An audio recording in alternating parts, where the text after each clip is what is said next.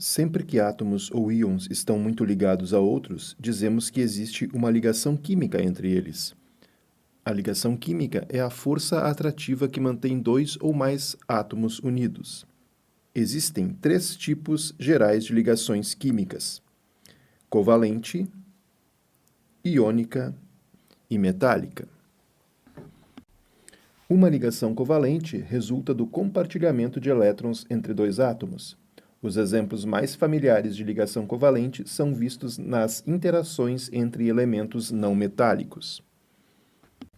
O termo ligação iônica refere-se às forças eletrostáticas que existem entre íons e cargas de sinais contrários.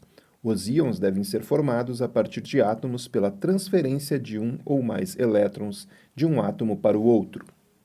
As substâncias iônicas geralmente são resultantes da interação de metais, do lado esquerdo da tabela periódica, com não metais, do lado direito, excluindo-se os gases nobres do grupo 18. As ligações metálicas são encontradas em metais como cobre, ferro e alumínio. Nesses metais, cada átomo está ligado a vários outros átomos vizinhos. Os elétrons ligantes estão relativamente livres para mover-se pela estrutura tridimensional do metal. As ligações metálicas dão origem a tais propriedades metálicas, como altas condutividades elétricas e brilho. Símbolos de Lewis. Para um entendimento através de figuras sobre a localização dos elétrons em um átomo, representamos os elétrons como pontos ao redor do símbolo do elemento. O número de elétrons disponíveis para a ligação é indicado por pontos desemparelhados. Esses símbolos são chamados símbolos de Lewis. Geralmente, colocamos os elétrons nos quatro lados de um quadrado ao redor do símbolo do elemento. Os átomos frequentemente ganham, perdem ou compartilham seus elétrons para atingir o número de elétrons do gás nobre mais próximo deles na tabela periódica. Como todos os gases nobres, exceto o hélio, têm 8 elétrons de valência, e muitos átomos sofrendo reações também terminam com 8 elétrons de valência, essa observação levou a uma norma conhecida como regra do octeto. Os átomos tendem a ganhar, perder ou compartilhar elétrons até que eles estejam circundados por 8 elétrons de valência. Em termos de símbolos de Lewis, um octeto pode ser definido como 4 pares de elétrons de valência distribuídos ao redor do átomo, como na configuração para o neônio. Existem muitas exceções à regra do octeto, mas ela fornece uma estrutura útil para introduzir muitos conceitos importantes de ligação. Considere a reação entre o sódio e o cloro. Quando o sódio metálico, Na sólido, é colocado em contato com o gás cloro, Cl2 gasoso, ocorre uma reação violenta. O produto desta reação, muito violenta, é o cloreto de sódio, NaCl sólido. A energia liberada nessa reação está representada na equação como ΔH padrão de formação, igual a menos 410,9 kJ. A reação é violentamente exotérmica. Inferimos que o NaCl é mais estável do que os elementos que o constituem. Por quê?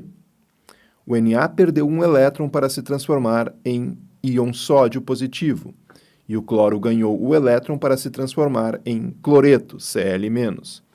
Observe, Na+ tem a configuração eletrônica do neônio, e o cloreto tem a configuração eletrônica do argônio. Isto é, tanto o íon sódio positivo como o cloreto têm um octeto de elétrons circundando o íon central. O NaCl forma uma estrutura muito regular, na qual cada íon sódio é circundado por 6 íons cloreto. Similarmente, cada íon cloreto é circundado por 6 íons sódio. Há um arranjo regular de íons sódio e íons cloreto em terceira dimensão. Observe que os íons são empacotados o mais próximo possível. Observe que não é fácil encontrar uma fórmula molecular para descrever a rede iônica. Remover um elétron de sódio gasoso para formar o íon sódio gasoso requer 496 kJ por mol, De maneira contrária, quando um não metal ganha um elétron, o processo é geralmente exotérmico. A adição de um elétron a cloro gasoso libera 349 kJ por mol. Se a transferência de um elétron de um átomo para o outro fosse o único fator na formação de uma ligação iônica, o processo total raramente seria exotérmico. Por exemplo, a remoção de um elétron de sódio gasoso e a adição a cloro gasoso é um processo endotérmico. Requer 496 menos 349, igual a 147 kJ por mol. Entretanto, isso propõe que os átomos de sódio e cloro estão infinitamente distantes um do outro. Por que a formação de cloreto de sódio é exotérmica?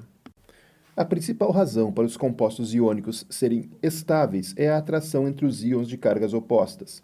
Essa atração mantém os íons unidos, liberando energia e fazendo com que eles formem um arranjo ou rede, como mostrada para o cloreto de sódio.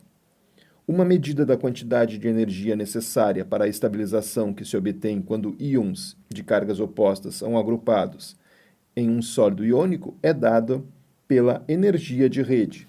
A energia de rede é a energia requerida para separar completamente um mol de composto sólido iônico. Esse processo requer 788 kJ por mol no caso do cloreto de sódio, que é o valor da energia de rede. O processo oposto, a aproximação do íon sódio gasoso e do cloreto gasoso para formar NaCl sólido, é altamente exotérmico. A energia, ΔH, é igual a menos 788 kJ por mol. A energia de rede é a energia necessária para separar completamente um mol de um composto sólido iônico em íons gasosos. A energia de rede depende das cargas nos íons e dos tamanhos dos íons. A energia potencial da interação entre duas partículas carregadas é dada por energia de ligação igual a K, Q1 vezes Q2 sobre D. K é uma constante, 8,99 vezes 10 na 9 joule vezes metro por coulomb ao quadrado.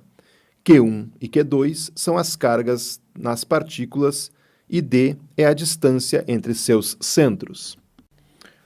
Portanto, para determinado arranjo de íons, a energia de rede aumenta à proporção que as cargas nos íons aumentam e que seus raios diminuem.